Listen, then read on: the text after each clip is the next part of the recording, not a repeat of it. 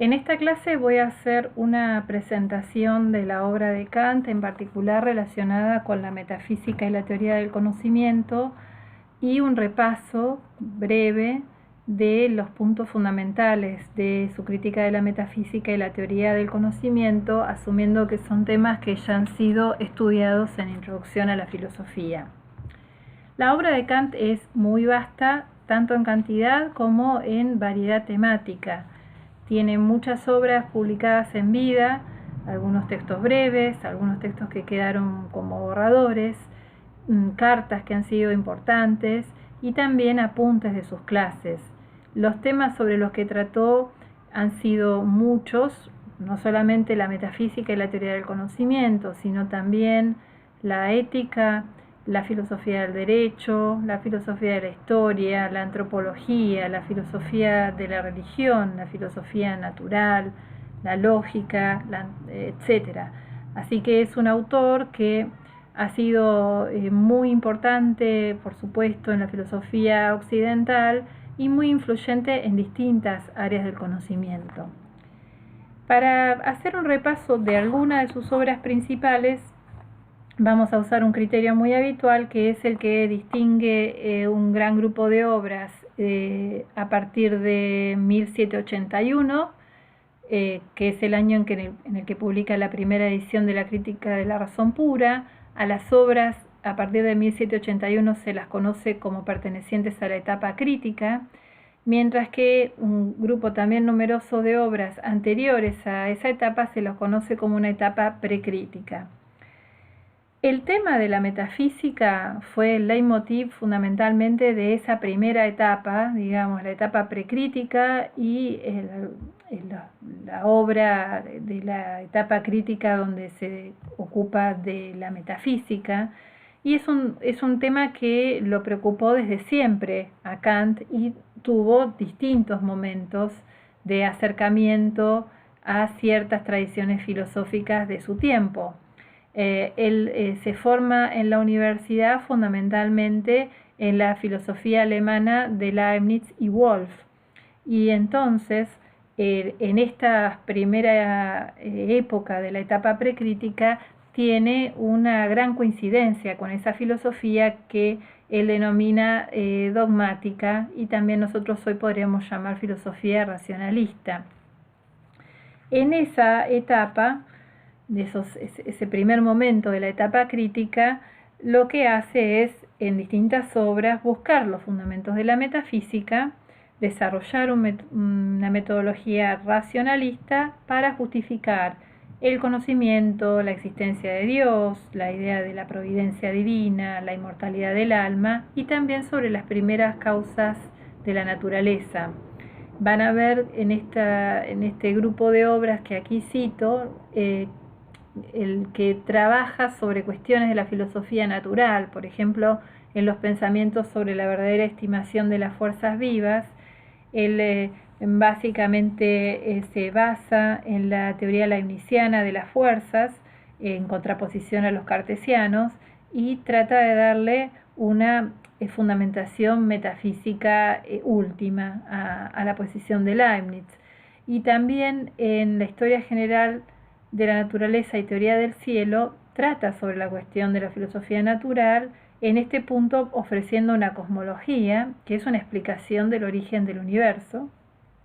y él presenta la idea de que se originó a partir de una nebulosa primordial y por medios puramente mecánicos. También tiene esta disertación sobre el fuego, que es de la misma época, o nuevo concepto del movimiento y el reposo. Como ven ustedes, hay muchos textos de naturaleza científica. Otro texto que es más cercano a los temas clásicos que vamos a estudiar nosotros es la nueva dilucidación de los principios del conocimiento metafísico, donde él presenta algunos puntos de preocupación sobre la metafísica en relación a los principios últimos de la ciencia de la naturaleza y el problema de la libertad, y además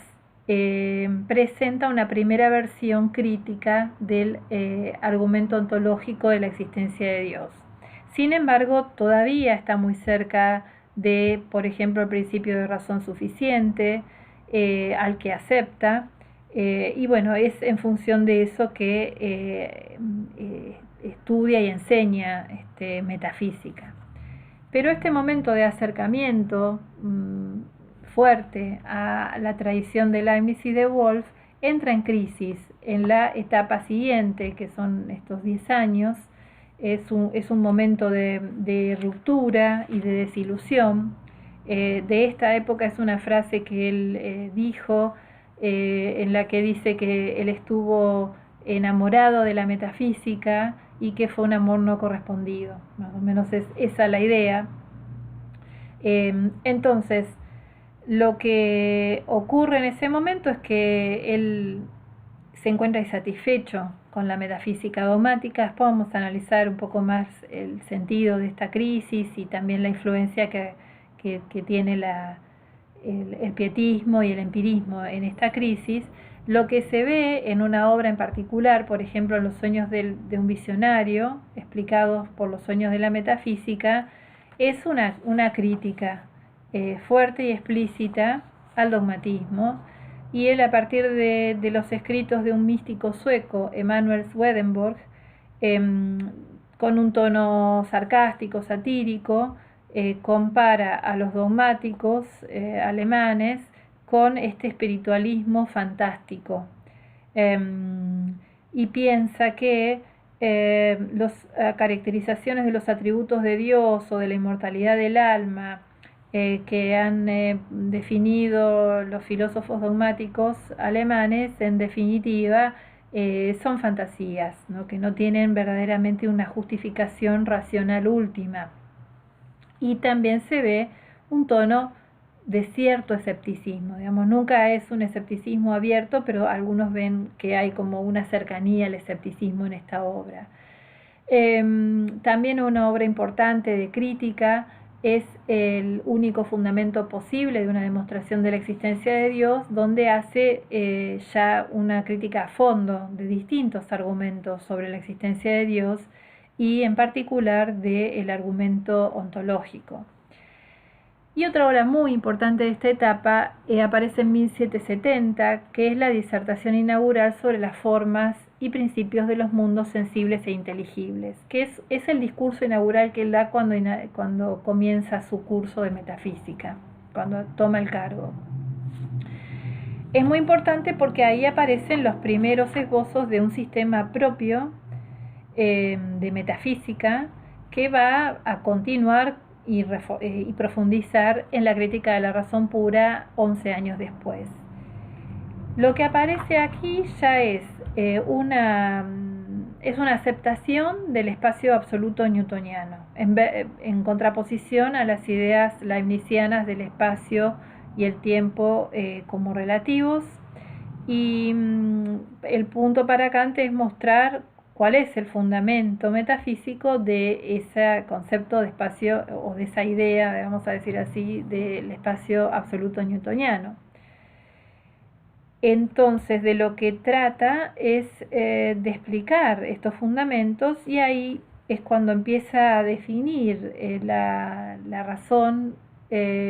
a partir de dos facultades que estarían encargadas del conocimiento, que son distintas, muy separadas entre sí, que serían la sensibilidad y el entendimiento. Y dice que el espacio y el tiempo absoluto, esa concepción que los humanos tenemos, refleja una forma inherente de nuestra capacidad de tener experiencias sensibles. Y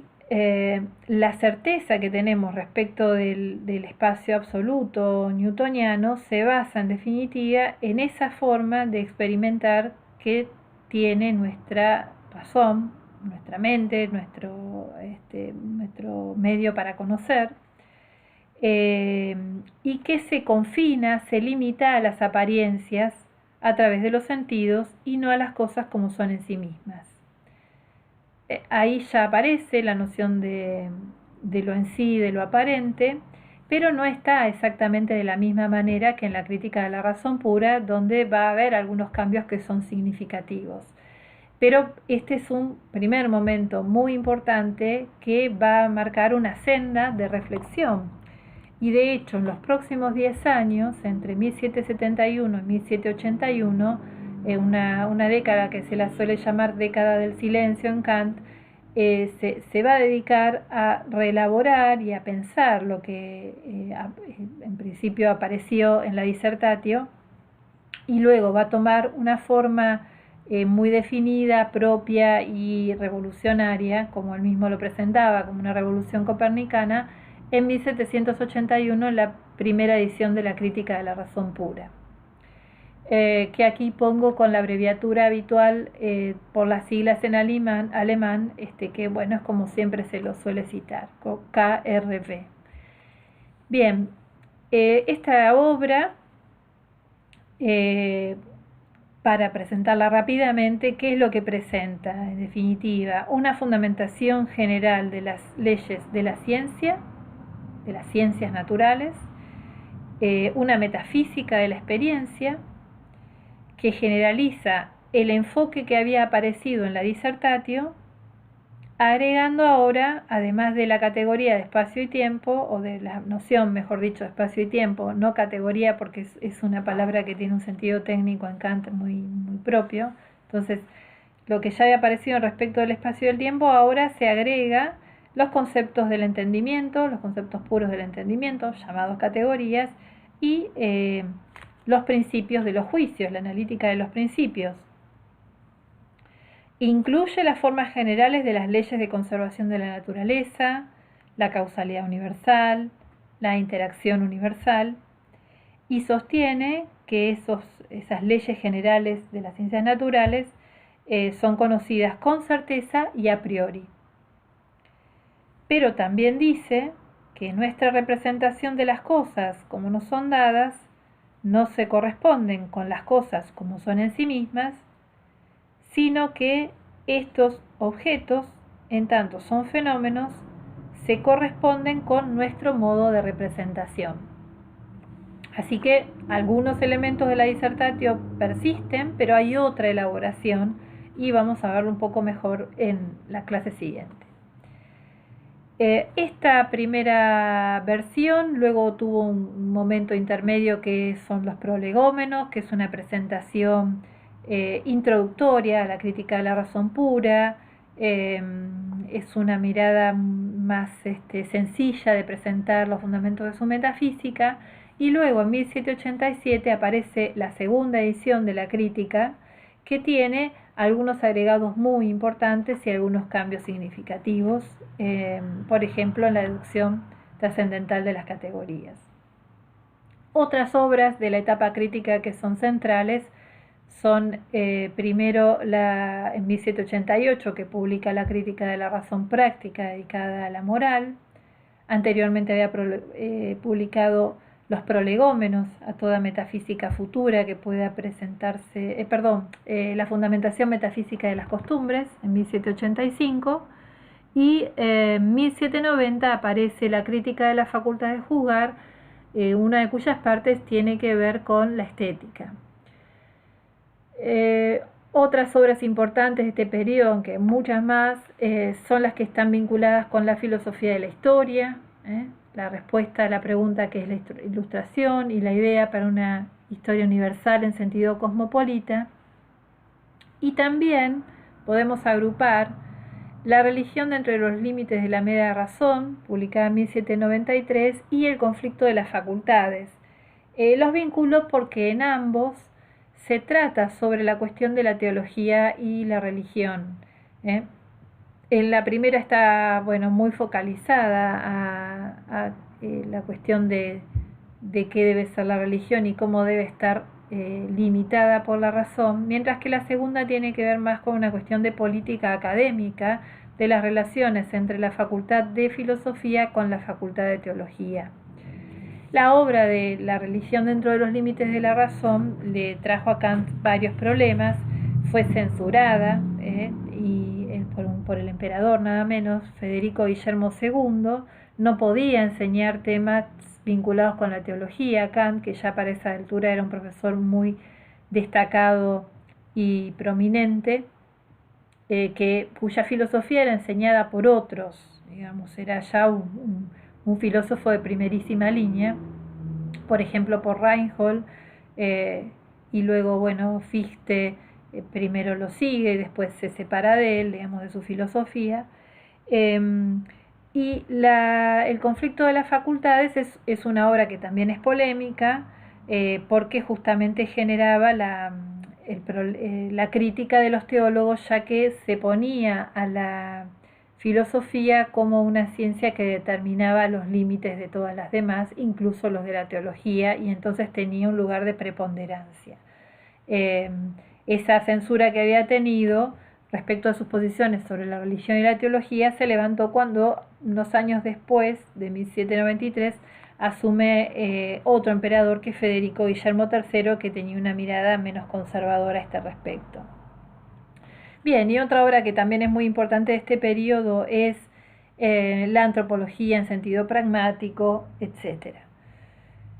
Bien, después de este repaso vamos a ver la cuestión de la metafísica y el conocimiento en la crítica de la razón pura, y a repasar un poco más de cerca las condiciones, el contexto de la metafísica en Alemania en el momento en que Kant está pasando por todas estas etapas que estuvimos repasando. Hay que decir que la metafísica como tema de discusión era algo ya importante desde los fines del siglo XVII en Alemania, cuando la metafísica aristotélica, que era la que se seguía enseñando en las universidades, fue desalojada por una nueva concepción que incorporaba tanto la filosofía de Newton como la de Descartes. Esto generó una crisis respecto de el sentido, las posibilidades, el objeto de la metafísica, el método de la metafísica. Y Leibniz primero, en el siglo XVII, segunda mitad, fines del siglo XVII, y Wolff después, sucesor de Leibniz, le dan una respuesta a esta crisis, adoptando la vía inaugurada por Descartes y seguida por Spinoza. En eso es indudable que hay una continuidad, y ellos tratan de tomar como modelo de la metafísica a la geometría, a esas ciencias que parten de intuiciones intelectuales y consideran que a partir de principios claros y evidentes para la razón se pueden deducir de manera deductiva, digamos en el sentido de deducción como una inferencia necesaria y de validez universal, todas las verdades, ¿no? A partir de esos principios conocidos por la razón de manera intuitiva. Esta posición no era la única sostenida en Alemania, porque había una corriente de filósofos de simpatías pietistas, que el pietismo no es estrictamente una posición de la filosofía, sino que es un movimiento religioso que se cruza con posiciones filosóficas. Los pietistas pertenecen a la Iglesia luterana, son una corriente reformista dentro del luteranismo que nunca se rompió, digamos, no fue un cisma que hiciera una ruptura, sino una corriente interna. Y la idea de los pietistas era hacer hincapié en la fe, en la experiencia personal de la religión, en la devoción religiosa. Era una mirada antiintelectualista de la religión, que daba más lugar a la fe que a la razón, y por eso es que tiene simpatías con el puritanismo inglés, que también tiene ese tipo de perspectivas dentro de la religión. Es más una apuesta a la devoción personal, a la experiencia de la fe individual, y de esa manera hay un cruce entre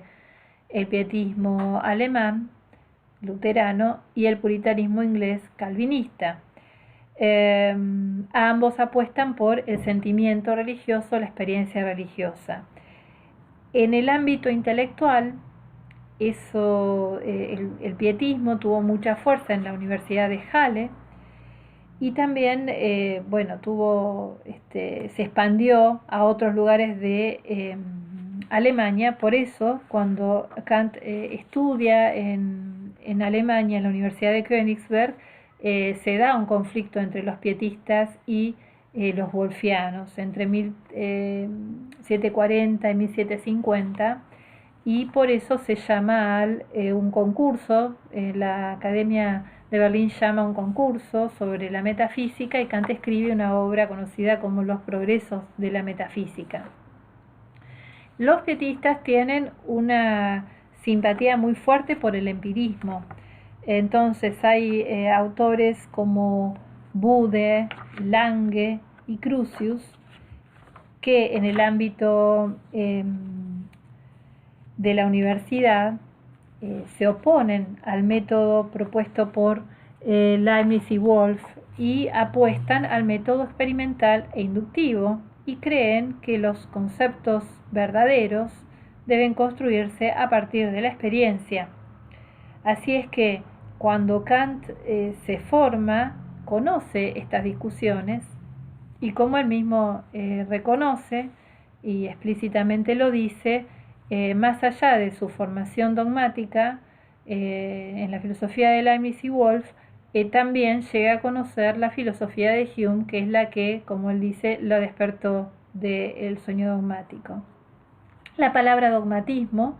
no la interpretemos mal, sino que tomémosla en el sentido que tenía en ese momento. Dogmatismo no tiene un sentido de filosofía cerrada ni sectaria, sino que es ese tipo de filosofía que podríamos llamar hoy racionalista, que considera que a partir de principios conocidos por intuiciones intelectuales, que dan como resultado verdades autoevidentes, con la sola razón se pueden deducir necesariamente otras verdades, y que la razón no necesita de otra cosa para llegar a la verdad. Eso en un sentido muy fuerte, ¿no?, del dogmatismo. Mientras que el empirismo escéptico de Hume, muchas veces se lo llama escepticismo, va en contra de esa tendencia, y las críticas que Kant encuentra en la idea de causalidad o en la idea de sustancia que elabora Hume le hacen repensar las pretensiones del dogmatismo y encuentra las contradicciones que surgen del dogmatismo. Entonces, después de ese momento de crítica y de ruptura en la etapa precrítica, Kant lo que busca es, cómo fundamentar a la metafísica, cuál es el verdadero fundamento de la metafísica. Y si la metafísica dice que propone los principios de todas las ciencias y que son los principios más generales de todo conocimiento, la pregunta que va a hacerse Kant es cuáles son los principios mismos de la metafísica, ¿no? ¿Qué es lo que le da fundamento a la metafísica? Esto habida cuenta de que otras ciencias habían podido progresar, mientras que la metafísica se encontraba en una situación de estancamiento, de discusión, de posiciones muy diversas y encontradas, y no podía nunca tomar la verdadera forma de una ciencia. Esa es la tarea que quiere emprender en la crítica de la razón pura, y la conclusión que propone es que la razón es la única, la razón pura es la única que puede dar fundamento sólido a la metafísica para que sea una ciencia, para que no siga tropezando, para que no siga siendo objetos de innumerables discusiones. Es por eso que la crítica de la razón pura, ¿no?, como ven acá, en 1781 es la edición A, es decir, la primera edición, y en 1787 es la segunda edición, conocida como edición B. La crítica de la razón pura es una crítica de la razón. ¿Y qué quiere decir que sea crítica? Quiere decir que examina, que pondera, que mide, que evalúa a la razón. Eso quiere decir crítica. Y es una crítica de la razón, es una crítica a la razón. Lo que está criticando es la razón como instrumento para conocer. Y la pregunta específica que se hace es si puede la razón alcanzar conocimiento a partir de sí misma y sin tener que apoyarse en otra cosa que no sea la razón misma. Y cuando se refiere a no otra cosa es no a la experiencia, nada empírico, no los objetos que están por fuera de la razón, ¿no? Por eso el sentido de pura, en el sentido más estricto de la palabra, es que es una razón analizada sin que esté mezclada con nada empírico. También tenemos en cuenta es que la razón para Kant tiene otro uso, ¿no? El uso que se analiza en la crítica de la razón pura es el uso teórico, en tanto la razón está analizada como razón que conoce, como razón referida a objetos, mientras que la crítica de la razón práctica examina la razón en cuanto se dirige a las acciones morales, ¿no? Es sujeto moral, y entonces toma en cuenta el uso práctico de la razón. En la próxima clase vamos a ver la cuestión de los juicios y la estructura de la crítica de la razón pura.